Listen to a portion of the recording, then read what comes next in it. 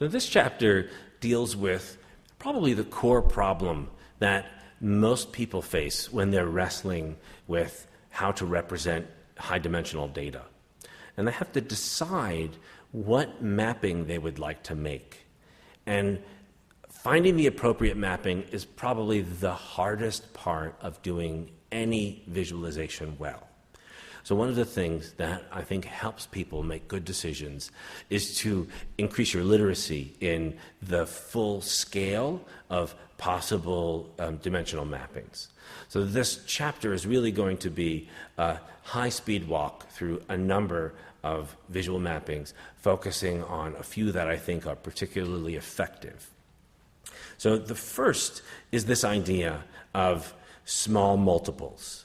Small multiples is a name that Tufte gives to a technique that's been around for hundreds of years. And he describes them as postage stamp-sized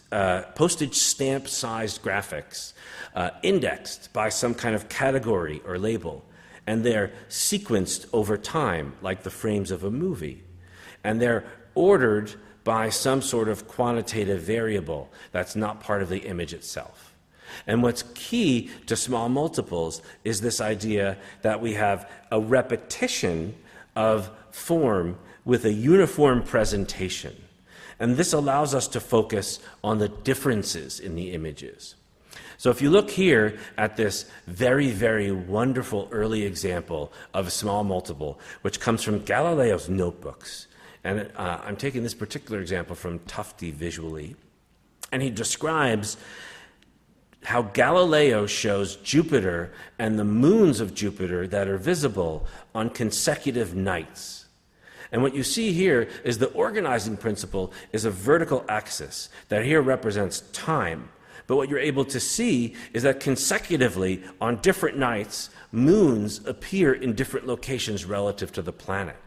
And this presentation allows you to focus immediately on the differences between each of the individual nights. And you'll see this is used again and again in science. Here's an example showing measures of atmospheric contaminants within the Los Angeles area. And what you'll see here is that actually the small multiple is organized into 3 rows. So we've taken a nominal variable, which includes the pollutant type, and allowed that to represent each of the different, that's shown on each row, and then time on the x-axis. And so what you can see is something like nitrogen oxide peaks very late, while something like hydrocarbons are peaking, are not active between midnight to 3, but very active throughout the rest of the day. So the beauty of small multiples is that this unique form of presentation allows you to quickly jump with your eye between different iterations, and you focus on the differences between each of the different measurements. So you can look at this example of trilogies, movie trilogies represented as, small multiples. And what you can see here is that each set of trilogies is shown next to one another with a little bar graph that represents the person's opinion of the different movies. And so you can see that the person found Mad Max 2 to be even better than Mad Max 1. Whereas if you look across Star Wars, they all seem to be fantastic. Whereas Jaws 1 was incredible and 2 and 3 were Small multiples gives you a wonderful way to compare, to present this data. Now, this data could be easily shown in a histogram or a line graph, but the small multiple representation allows you to cluster each of the different variants together and allow you to focus on their differences. Here's another wonderful example of a small multiple. It's lipsticks shown by artist Stacy Green. And what's wonderful about this set of small multiples is saying, well, where is the data here? Well, each one of these lipsticks is a lipstick taken from a different woman that the artist knows. And what you actually see is a portrait of the woman applying the lipstick. And so what you get to see is the way that they move their hand through space as they apply the lipstick. And you see that the woman in the middle really applies this twisting motion as she applies the lipstick, whereas the woman on the top middle pushes much harder on the bottom than the top as she moves through her. So what's beautiful about this small multiple is that you see real comparisons between each of these unique portraits of a person, but the actual data is hiding behind the image itself. Here's another wonderful example of a small multiple.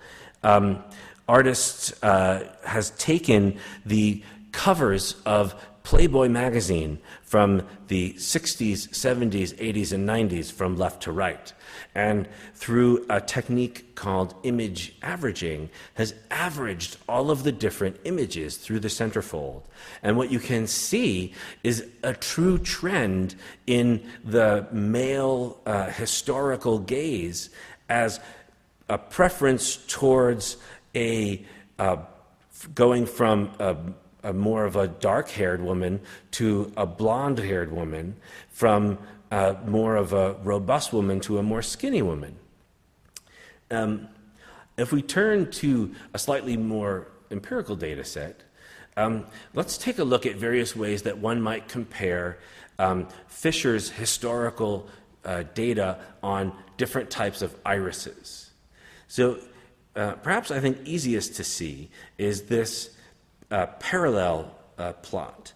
And what you see here is that each of the different dimensions, a color is used to represent each of the different nominal iris categories or types. And then an axis, a vertical axis, is used to represent each of the different features of each category. And so you can see sepal length, petal length are all represented on this scale. And then each iris is represented as a single line drawn across from axis to axis. And you can see that iris setosa clearly clusters in the bottom left and generally has a smaller petal length than the other irises, like the virginica, which has a much larger petal length. So one additional, very powerful technique for representing data is something that Tufte calls a sparkline. And it's a very small, simple, word-sized graphic. And Tufte describes it as having a typographic resolution. And what he means is these are graphics that we can embed into the very text of our scientific documents.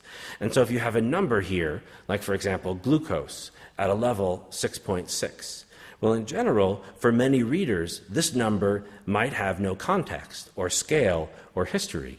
So we can change this in line in the document by adding a very small line graph that would show the data value 6.6 and comparing it to earlier measurements. So what you can see now is that same number actually has a history and can show you that for this particular person, there was a peak at some point halfway through that history, and it's now more at normal levels. Another thing that one might be able to do is to tie that number, the number which we're describing in the text, to the actual line graph using a color marker. So you can see that semantically we've created a relationship between 6.6 and the rightmost number in the line graph. Another additional thing that you can do for a sparkline is to show something that includes the normal distribution. And so by using a slightly different background color, what you're now additionally able to see is not just that 6.6 is the latest value, but it's within normal range, and that peak value was only above normal range for a short period of time. So the graphic itself can be moved on either side of the actual word it's describing or the number, and that they can be embedded right into the text of a scientific document. Separately, very often we find that these types of graphs are used in things like financial pages to describe a history